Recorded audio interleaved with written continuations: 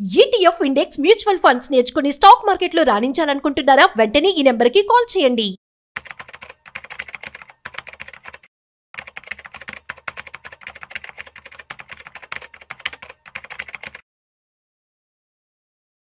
Loans ప్రతి ఒక్కరికి కూడా ఒక అవకాశం. సో ఆ లోన్ తీసుకొని ఒక బిజినెస్ స్టార్ట్ చేయాలని, లేదంటే ఒక పిల్లల ఎడ్యుకేషన్కి సంబంధించి కావచ్చు, ఒక ఇల్లు కట్టుకోవడానికి, కార్ కొనుక్కోవడానికి తీసుకున్నటువంటి ఒక మంచి వెసులుబాటు అని చెప్పి అనుకోవచ్చు. కానీ లోన్స్ తీసుకునే ముందు ఎటువంటి జాగ్రత్తలు మనం తీసుకోవాలి? ఎందుకంటే రెపో రేట్ అనేది రీసెంట్గా తగ్గింది. సో దీని ద్వారా చాలామంది కూడా లోన్స్ మీద ఇంట్రెస్ట్ తగ్గిందని చెప్పి మనం విన్నాం. కానీ నిజంగా బ్యాంక్స్ అనేవి ఇస్తున్నాయా? కొంతమంది చెప్తున్నారు మాకు ఇవ్వట్లేదు, మాకు తగ్గవని చెప్తున్నారు అని చెప్పి. అసలు ఫ్లోటింగ్ అండ్ ఫిక్స్ అండ్ రెండు రకాలు ఉంటాయి. అసలు ఇవన్నీ ఎలా వర్క్ అవుతూ ఉంటాయి? ఎందుకని కార్ లోన్ కావచ్చు, హౌస్ లోన్ కావచ్చు, వేరే అదర్ లోన్స్ కావచ్చు, పర్సనల్ లోన్ కావచ్చు, ఇంట్రెస్ట్ అనేవి చాలా వేరీ అవుతూ ఉంటాయి. సో పర్సనల్ లోన్ చూసుకున్నట్లయితే ఎక్కువ ఇంట్రెస్ట్తో ఇవ్వడం జరుగుతుంది. ఎందుకని ఇలా జరుగుతుంది? వీటికి సంబంధించి పూర్తి సమాచారం ఇవాళ మనం తెలుసుకోబోతున్నాం. సో వీడియోని మిస్ అవ్వకుండా ఇంటి వరకు చూసేయండి. అయితే వీటి గురించి మనతో చెప్పడానికి ఇవాళ మనతో ఉన్నారు సర్టిఫైడ్ ఫైనాన్షియల్ ఎక్స్పర్ట్ గిరిబాబు గారు. సో వారి మాటలోనే అడిగి తెలుసుకుందాం. హాయ్, హలో, నమస్తే, welcome to business buzz with Rajeev Pasupuleti on Suman TV. So let's start. Hi sir, నమస్తే. నమస్తే అండి. సార్, క్వశ్చన్ విన్నారు కదా?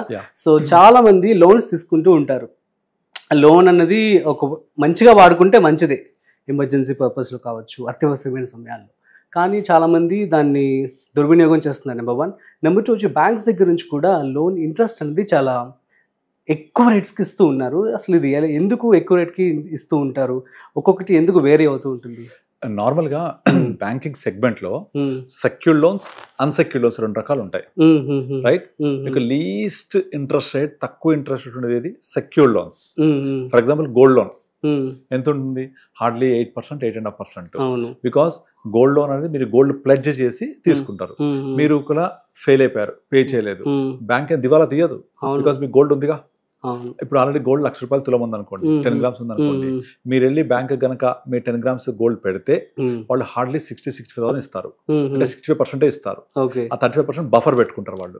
బఫర్ పెట్టుకొని మీరు కనుక డిఫాల్ట్ అయ్యి కట్టకపోతే 1 year తర్వాత చూస్తారు. 1 year కట్టేది అనుకోండి, అంత ఇంట్రెస్ట్ కనుక యాడ్ చేసుకుంటే దానికి మాక్సిమం 80,000, 90,000 అవుతుంది. 10 గ్రామ్స్ కి 65,000 మీకు ఇస్తారు. ఆ 65,000 కి మీకు ఇంట్రెస్ట్ ఆన్ చేసుకుంటే ఒక 85, 90 అవుతుంది. మీరు కట్టట్లేదు అనుకోండి, నోటీస్ ఇచ్చి రెస్పాండ్ అవ్వకపోతే సేల్ చేసేస్తారు. అప్పుడు బ్యాంకుకి principal plus interest plus penalty అంతా కలిపి ఒక 85, 90,000 అయిందనుకున్న రోజుకి ఆ గోల్డ్ అమ్మేసేసి తీసేసుకుంటారు వాళ్ళు. So bank is at zero risk, secured loan.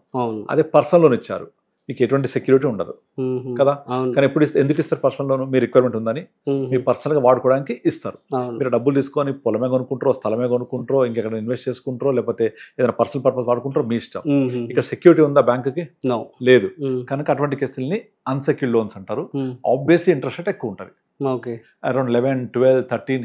NBFC అయితే 13, 16, 17, 18, 20, 24 కూడా ఉంది. ఎన్బిఎఫ్సిస్ 20% ఇస్తాయి. కానీ అంత మరి కామన్ మ్యాన్ కి చాలా కష్టం కదా. ఎందుకని కష్టమా నష్టమా కాదు, ఇక్కడ నా అవసరం ఉంది కాబట్టి క్యాష్ చేసుకుంటారు వాళ్ళు. కనుక మీకు మన ఇది సెక్టారల్ దాంట్లో అయితే, అంటే లైక్ మంచి రెప్యూటెడ్ బ్యాంక్స్ అయితే 12 నుంచి స్టార్ట్, 12, 13, 14. ఎన్బిఎఫ్సిస్ అయితే అరౌండ్ 18, 20, 24 కూడా. అదే మీరు ప్రైవేట్ లోన్స్కి వెళ్ళండి, థర్డ్ పార్టీ లోన్స్ అంటే లైక్ ఎవరైనా తెలిసిన వాళ్ళు, లేకపోతే ఎవరైనా మార్వడీస్ ఇచ్చే లోన్స్ ఇలాంటి ఉంటే అది ₹3 వడ్డీ కూడా ఉంటుంది. ₹3 వడ్డీ అంటే 36%. లేదా కొన్ని కిరాణా షాపులలో, ఈ తర్వాత మెడికల్ షాప్స్లలో, పాన్ షాప్లో వాళ్ళు గిరిగిరి తీసుకుంటారు. గిరిగిరి అంటే ఏంటంటే వాళ్ళు ఫస్ట్ ఒక ₹1,00,000 ఇస్తారు. ₹1,00,000 ఇచ్చినప్పుడే ఫస్ట్ డే 1 ఒక 15,000 దగ్గర పెట్టుకుంటారు, ఇవ్వరు, 85,000 ఇస్తారు. But treated as 1 lakh. 1 lakhకి 100 days everyday ₹1,000 ఇచ్చారు వాళ్ళకి. ఎవ్రీడే 1,000 చొప్పున 100 days లో 1 lakh ఇచ్చేయాలి. కానీ ఇచ్చేది మాత్రం 85,000 ఇస్తారు. 85,000, 90, 15,000 లాభం ఫస్ట్ డే 1. ఎవ్రీడే లాభం ఇంకా రికవర్ అయిపోతుంది ఎవ్రీడే. సో ఎంత ఇంట్రెస్ట్ పడుతుంది అనుకున్నారు? మోర్ దెన్ 40% పడుతుంది. అంతెందుకు మీకు క్రెడిట్ కార్డ్ లోన్ తీసుకోండి, minimum credit card 38 to 40% minimum ఉంటుంది. Credit card loan most unsecured loan. 36. ఎందుకంటే క్రెడిట్ కార్డ్ ఉంది, స్వైప్ చేసిండ్రు, వాడేసుకున్నారు, రీపే చేయలేదు, బ్యాంక్ ఎట్ లాస్. సో అందుకనే 36%. అండ్ మీరు కనుక పొరపాటున టైం కట్టట్లేదు అనుకోండి, ఆటోమేటిక్ గా మీ ఇంట్రెస్ట్ రేట్ 48 కూడా జంప్ అయిపోయింది. 48% అంటే టూ మచ్. అది ఒక క్యాలిక్యులేషన్ ప్రకారం మీరు కనుక ₹1,00,000 బ్యాంక్ లో వాడుకొని మీరు దాన్ని ఓన్లీ మినిమం పేమెంటే కట్టుకుంటూ వస్తే it will take 60 months to clear your ₹1 lakh. మీరు ఓన్లీ మినిమం అమౌంట్ కట్టుకుంటూ వస్తే 60 నెలలు పడుతుంది. ఓన్లీ మినిమం అమౌంట్ కట్టుకుంటూ వస్తే 60 నెలలు అంటే మామూలు విషయం కాదు. 5 years మీరు దగ్గర మీరు తీసుకున్న ₹1,00,000 అదే 60 నెలల్లో 5 times కట్టేస్తారు బ్యాంక్. 5 times. అంటే అంత దారుణమైన రేట్ ఆఫ్ ఇంట్రెస్ట్ ఉంటుంది. ఇప్పుడు ఎవ్రీ మంత్ మీరు ఇంట్రెస్ట్ మీరు ఈఎంఐ కాకుండా అది మన క్రెడిట్ కార్డ్కి ఎవ్రీ మంత్ మీరు వాడుకున్న దాంట్లో ఓన్లీ మినిమం అమౌంట్ ఇస్తారు వాళ్ళు, బ్యాంక్ వాళ్ళు. అది మాత్రమే కడితే మినిమంలో కొంచెం ప్రిన్సిపల్కి వెళ్ళిపోతుంది, రిమైనింగ్ అంతా interest at the rate of 40%, 48%. అట్లా కట్టుకుంటూ మినిమం కట్టుకుంటూ పోతే మీరు ఆల్మోస్ట్ ఆల్ 60 months పట్టింది అంటే మీరు అక్కడ 5 times ఎక్కువ కట్టినట్టు. Too much rate of interest. అట్లాగే గోల్డ్కి చాలా తక్కువ, because it's secured. Now coming to home loan. Home loan వచ్చేసి మీకు ఫ్లోటింగ్ రేట్ ఫిక్స్డ్ ఉంటుంది, but always I advise to go with floating rate. ఎందుకంటే ఇప్పుడు ఇండియాలో రెడ్యూసింగ్ ఇంట్రెస్ట్ ఏ లోన్ కైనా ఫ్లోటింగ్ సజెస్ట్ చేస్తారా? బెటర్. ఎందుకంటే ఇప్పుడు ఇండియాలో రెడ్యూసింగ్ ఇంట్రెస్ట్ రేట్స్ నడుస్తుంది, ఇంట్రెస్ట్ తగ్గుతున్నాయి. తగ్గుతాయి, డిఫరెంట్ తగ్గుతాయి. Obviously there is no chance of increasing చేసే ఛాన్స్ చాలా తక్కువ నియర్ టర్మ్ లో. అంటే ఎప్పటికీ అవ్వాలని చెప్పాను, నియర్ టర్మ్ లో అయితే లేదు. ఎందుకంటే ఎకానమీ ఇప్పుడు గ్రోయింగ్ ఉంది కదా, గ్రో అవుతుంది కదా. ఎకానమీ గ్రో అవుతుంటే ఎప్పుడైనా సరే ఒక వ్యవస్థ, ఆర్థిక వ్యవస్థ గ్రో అవుతూ ఉంటే అక్కడ 3 లక్షణాలు కనిపిస్తాయి. ఒకటి ఇంట్రెస్ట్ రేట్స్ తగ్గడం, 2 సర్వీస్ సెక్టర్ డిపెండెన్సీ పెరగడం, 3 అగ్రికల్చరల్ డిపెండెన్సీ తగ్గడం. ఇండియాలో ఇప్పుడు అగ్రికల్చర్ డిపెండెన్సీ తగ్గిపోతుందా? ఒకప్పుడు అగ్రికల్చరల్ డిపెండెన్సీ ఆల్మోస్ట్ 50-60 ఉండే, ఇప్పుడు హార్డ్లీ 30కి వచ్చేసింది. అండ్ సర్వీస్ సెక్టర్ డిపెండెన్సీ బాగా పెరుగుతుందా? ఇప్పుడు ఇండియాలో గత 25 years లో మీకు మ్యానుఫ్యాక్చరింగ్ సెగ్మెంట్సే ఎస్టాబ్లిష్ కాలేదు, అంత సర్వీస్ ఇండస్ట్రీసే. మూడోది ఇంట్రెస్ట్ రేట్స్ తగ్గుతున్నాయా? ఇంట్రెస్ట్ రేట్స్ అంటే డిపాజిట్ రేట్స్ అని చెప్పేది. డిపాజిట్ రేట్ తగ్గింది అంటే ఆటోమేటిక్గా లెండింగ్ రేట్ తగ్గిపోయినట్టే. ఒకప్పుడు ఒక 25 years బ్యాక్ వెళ్ళండి, డిపాజిట్ రేట్స్ మనము పబ్లిక్ సెక్టర్ బ్యాంక్స్ 11-12% ఇచ్చేవి, పీపీఎఫ్ 14% ఇచ్చేది, కోఆపరేటివ్ బ్యాంకులు 16% ఇచ్చేవి, ఎన్బిఎఫ్సి 20% ఇచ్చేవి డిపాజిట్ రేట్లు. అటు లెండింగ్ ఎంత ఉంటాయి? ఇంకా చాలా ఎక్కువ ఉంటాయి. అలాంటి డిపాజిట్ రేట్ ఇప్పుడు 6%కి వచ్చేసాయా? 6, 7, 8, 9 లోపలికి వచ్చేసాయి కదా. ఆటోమేటిక్ గా ఇంట్రెస్ట్ రేట్స్ తగ్గిపోతున్నట్టు. సో ఇంట్రెస్ట్ రేట్స్ తగ్గడం ఇదంతా మనం ఎక్కడ చూడొచ్చు? Advance countries like America, Japan, China, European countries, ఇవన్నీ అడ్వాన్స్డ్ కంట్రీస్. అక్కడ ఇంట్రెస్ట్ రేట్ ఎంత ఉంటుంది అనుకున్నారు? హార్డ్లీ 2%, 3% డిపాజిట్ల మీద. ఏం పెద్దగా ఉండదు, హార్డ్లీ 2% అంతే. Because they are grown up. అలాగే infrastructure dependency, service sector dependency చాలా ఎక్కువ ఉంటుంది. మనం కూడా అలా వెళ్తున్నాం. అగ్రికల్చర్ డిపెండెన్సీ అడ్వాన్స్ కంట్రీస్లో 2% ఉంటుంది. మనం కూడా తగ్గిపోతుంది. So India growing, economy is growing means interest rates will fall down. కనుక floating rate is good for everyone. Okay, so ఏ లోన్ కైనా ఫ్లోటింగ్ పెట్టుకోవాల్సింది బెస్ట్. అయితే చాలా మంది ఏం చేస్తారంటే ఇక్కడ పర్సనల్ లోన్ తీసుకొని ట్రేడింగ్ చేస్తారు, పర్సనల్ తీసుకొని ఇన్వెస్ట్ చేస్తారు. ఇప్పుడు లాస్ట్ 4 years అస్సలు చేయకూడదు. అప్పు చేసి పప్పు కూడా అస్సలు తినొద్దు. అప్పు చేసి ఇన్వెస్ట్మెంట్ అస్సలు చేయొద్దు. Blunder mistake. I can say very blunder mistake. Example, last 3-4 years back real estate భూమి అవుతుందా? ఇంకా ఎక్కడ ధరలు పెరిగిపోతాయో, ఎక్కడ నేను కొనలేకపోతున్నా అని విపరీతంగా చాలా మంది సాఫ్ట్వేర్ ఇంజనీర్స్ అయితే ఏంటి, ఎంప్లాయీస్ అనే వాళ్ళందరూ లోన్లు తీసుకొని ల్యాండ్లు కొన్నారు, రైట్? ఈఎంఐలు కడుతున్నారు. ఇప్పుడు వచ్చేప్పటికి జాబ్ గ్యారంటీ లేదు, జాబ్స్ చాలా డోల్ డ్రమ్స్ కలిపోయినాయి, నా జాబ్ ఉంటుందా తెలియదు, ఈఎంఐ కడుతున్నా, ఆల్రెడీ కట్టబట్టి 3-4 years అయిపోయింది, ఇంకా 2 years ఉన్నాయి, ఈ టైం అయిపోతుంది, నా జాబ్ గ్యారంటీ లేదు. ఇప్పటిదాకా నేను నా యొక్క ఫ్యూచర్ రిటైర్మెంట్ ప్లానింగ్ కానీ పిల్లల ఎడ్యుకేషన్ కానీ సెక్యూర్ చేసుకోలేదు, ఇంకా కడుతూ పోతున్నాను. సరే కట్టొద్దు అనుకుంటే ల్యాండ్ అమ్మాలి, అమ్ముడుపోతుందా? లిక్విడిటీ ఉందా? లేదు కదా. ఎంత ట్రాప్లో పడిపోయారు. సో బ్లండర్ అట్లా చేయొద్దు అసలు. ఇక ఇంకొక కొంతమంది స్టాక్ మార్కెట్ ఇన్వెస్ట్ చేస్తా, నేను మా ఫ్రెండ్ చెప్పాడు పెడతా, మ్యూచువల్ ఫండ్స్ ఏది చేయొద్దండి అసలు. ఎందుకంటే మీకు మ్యూచువల్ ఫండ్ ఎంత వస్తుంది? 12-15% వస్తుంది.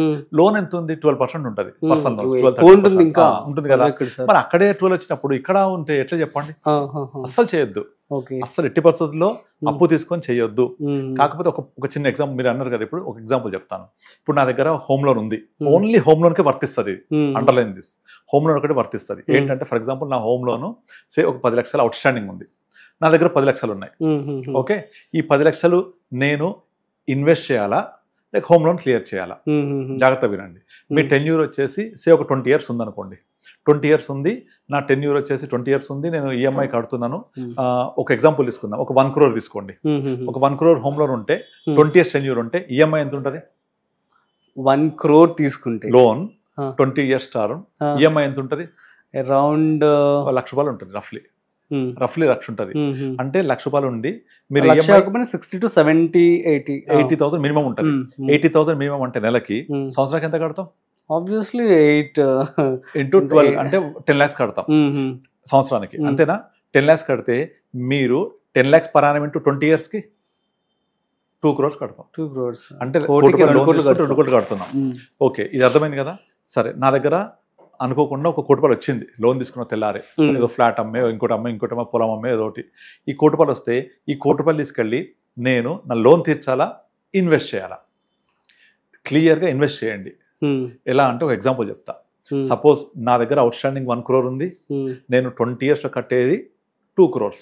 క్లియర్, ఎక్స్ట్రా 1 crore కడుతున్నా, అది గుర్తుపెట్టుకోండి. కానీ 1 crore తీసుకెళ్ళి మీరు ఎక్కడొద్దు, ఒక బ్యాంక్లో ఎఫ్డి చేయండి.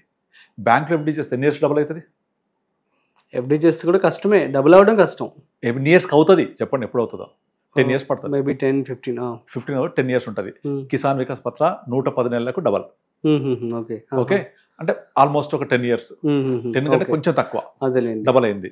అంటే మీ 1 crore ఇక్కడ ఇన్వెస్ట్ చేస్తే, ఇక్కడ బ్యాంక్ లో పోస్ట్ ఆఫీస్ చేస్తే 10 years కి డబల్ అయిందా? 1 crore 2 crores అయిందా? రైట్. ఇంకా టెన్యూర్ ఎంత? Home loan tenure 20 years. ఇక్కడ మీరు అదే 10 years ఎఫ్డి చేస్తే 1 crore 2 crores అయింది. రైట్. మళ్ళీ ఇంకొక 10 years దాన్ని కంటిన్యూ చేయండి, మీ 2-4 అయిందా? అంటే బ్యాంక్ లో చేస్తే, ఎఫ్డి చేస్తే 1 crore కాస్త 2 crores అయింది, 2 crores కాస్త 4 crores అయింది.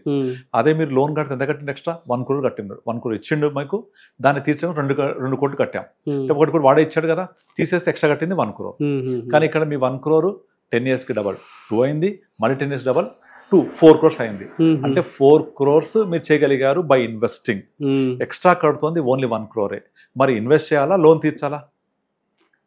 సతమతమవుతూ ఉంటారు కదా. చాలా మంది లోన్ తీర్చాలి, లోన్ అని ఎక్కువ కడుతున్నారు ఫీల్ అవుతుంటారు. కానీ దాన్ని తీర్చకుండా ఇన్వెస్ట్ చేస్తే, ఎఫ్డీనే, నేనేమి మ్యూచువల్ ఫండ్స్ ఇంకొకటి చేయమని చెప్పట్లేదు. ఒకవేళ డబ్బులు తీసుకొని పర్సనల్ లోన్ కావచ్చు, వాటిని ఇన్వెస్ట్మెంట్ పర్సనల్ కి వర్తించదు ఇది, ఓన్లీ హోమ్ లోన్ కి వర్తిస్తుంది. ఇది హోమ్ లోన్ కి వర్తిస్తుంది. హోమ్ లోన్ క్లియర్ చేయాలా, లేకపోతే నేను ఇన్వెస్ట్ చేయాలా అని చాలా మంది అడుగుతుంటారు. So how to clear home loan fast అని చాలా వీడియోస్ చెప్పాము. అంటే అర్థం ఏంటంటే, మీరు కనుక హోమ్ లోన్ ని ఇలా కంటిన్యూ చేసి 2 crores కట్టినా, మీ దగ్గర ఉన్న డబ్బుల్ని ఇన్వెస్ట్ చేస్తే డబ్బులు మల్టీఫోల్డ్ అవుతాయి. ఎఫ్డి చేస్తే కొంచెం బుర్ర ఉపయోగించి ఎవరైనా అడ్వైజర్ ద్వారా వెళ్ళి మ్యూచువల్ ఫండ్ పెట్టండి. అదే 1 crore మ్యూచువల్ ఫండ్ పెడితే 5 to 6 years డబుల్ అవుతుంది కదా. 1 crore 2 crores అయింది. మళ్ళీ ఇంకో 5 to 6 years లో 2-4 అవుతుంది. మళ్ళీ 5 years లో 4-8 అవుతుంది. మళ్ళీ లాస్ట్ 4 years లో 8-16 crores అవుతుంది. అవునా? సరే 16 వద్దు, కనీసం ఒక 10% వేసుకున్నా 10 కోట్లు అవుతుంది మ్యూచువల్ ఫండ్స్ లో. 10-12% వేసుకుంటే, అంటే ఇక్కడ మనము ఇన్వెస్ట్ చేస్తేనేమో మీ 1 crore 20 years లో 10 కోట్లు అవుతుంది. అవునా? 10 కోట్లు అంటే 1 crore ఇన్వెస్ట్ చేసి at the rate of 10 to 12% వేసుకోండి. 12% వేసుకుంటే 6 years కి డబల్ అని అర్థం. 12 6 72, 6 years. మరో 6 years లో మళ్ళీ డబల్, 1-2 అయింది, 2-4 అయింది. మరో 6 years కి డబల్, 4-8 అయింది. ఇంకో 2 years ఉంది, 10 crores దాకా అయిపోతుంది. 10-12% వేసుకుంటే. అదే లోన్ ఎంత కడుతున్నాం మనం? డబలే కడుతున్నాం. So investing is very very beneficial. కనుక ఎట్టి పరిస్థితుల్లో కూడా మన దగ్గర డబ్బులు ఉంటే సేవ్ చేయాలా, ఇన్వెస్ట్ చేయాలా అని క్వశ్చన్ వచ్చినప్పుడు సేవ్ చేయమని చెప్తాను, ఇన్వెస్ట్ చేయమని చెప్తాను నేను. లోన్ క్లియర్ చేయొద్దు. అట్లాగే పర్సనల్ లోన్ తీసుకున్నప్పుడు దాన్ని డిసిప్లిన్ గా ఉండి ఇన్వెస్ట్మెంట్ కి వాడొద్దు. మళ్ళీ అక్కడ అస్సలు వాడొద్దు, ఎందుకంటే రేట్ ఆఫ్ ఇంట్రెస్ట్ ఎక్కువ, అది వర్తించదు. పర్సనల్ లోన్ తీసుకున్నారు, సో వాళ్ళ దగ్గర డబ్బులు దీనికోసమే తీసుకోవాలి అనుకున్నా వస్తుంది. ఏదైనా వచ్చినప్పుడు ఏదైనా పర్పస్ ఉంటే తీసుకోండి, otherwise don't go into the trap of loans. అంతే, అస్సలు వెళ్ళొద్దు. ఇప్పుడు ఫర్ ఎగ్జాంపుల్, అసలు కొంతమంది లోన్ కాదు, అసలు లోన్ అంటే భయపడతారు. నాకు తెలిసిన కొంతమంది ఇన్వెస్టర్స్ ఉన్నారు, వాళ్ళు అసలు లోన్ వద్దు, లోన్. కొంతమంది రీసెంట్ డేస్ లో మనం చూస్తున్నాము, బల్క్ అమౌంట్ లంసమ్ ఒకేసారి ఇన్వెస్ట్మెంట్ చేస్తే మ్యూచువల్ ఫండ్స్ లో ఎక్కువ రిటర్న్స్ మనం చూడొచ్చు. ఏం లేదండి, మీరు ఏదైతే అమౌంట్ ఇన్వెస్ట్ చేస్తారో అది లాంగ్ టర్మ్ ఉంటే డబ్బులు వస్తాయి. ఎస్ఐపి అయితే ఒకసారి పెట్టట్లేదు, స్టెప్ బై స్టెప్ పెడుతున్నాము, కానీ తక్కువ డబ్బులు వస్తాయి. ఇన్వెస్ట్ చేయలే కదా, ఇన్వెస్ట్ చేస్తే మీరు లంసమ్ ఇన్వెస్ట్ చేసినా, సిప్ చేసినా లాంగ్ టర్మ్ ఉంటే ఇవాళ మొత్తం పెట్టాం కాబట్టి డబ్బులు ఎక్కువ వస్తాయి. ఎంత పెడితే దాని తగ్గట్టుగా అంతే వస్తాయి. ఇప్పుడు మీరు సిప్ అనేది 15% ఇచ్చింది అనుకోండి, మీరు పెట్టిన ప్రతి రూపాయికి 15% ఇస్తూనే ఉంటుంది. అదంతా ఒకసారి పెడితే అంతే వస్తుంది. ఎగ్జాంపుల్, ఇప్పుడు మీరు రూల్ 15 చెప్తుంటాను నేను, 15,000 15 years 15%. 15 years తర్వాత మీరు పెట్టే అమౌంట్ 15,000 చొప్పున పెడుతూ పోతే exact the value is 27 lakhs what you invested, become 1 crore. అదే 27 lakhs నా దగ్గర ఉన్నాయనుకుంటే ఒకే రోజు ఇన్వెస్ట్ చేస్తే ఇదిగా 2.2 crore. ఓకే ఆ 27 lakhs ని 15 years పాటు స్ప్రెడ్ చేసే బదులు ఆ 27 lakhs ఒక రోజు పెడితే మీకు 27 lakhs బికమ్ 2.2 crore. అదే 15 years తర్వాత 1 crore అవుతుంది. So stay invested, more money in the beginning period is very very important.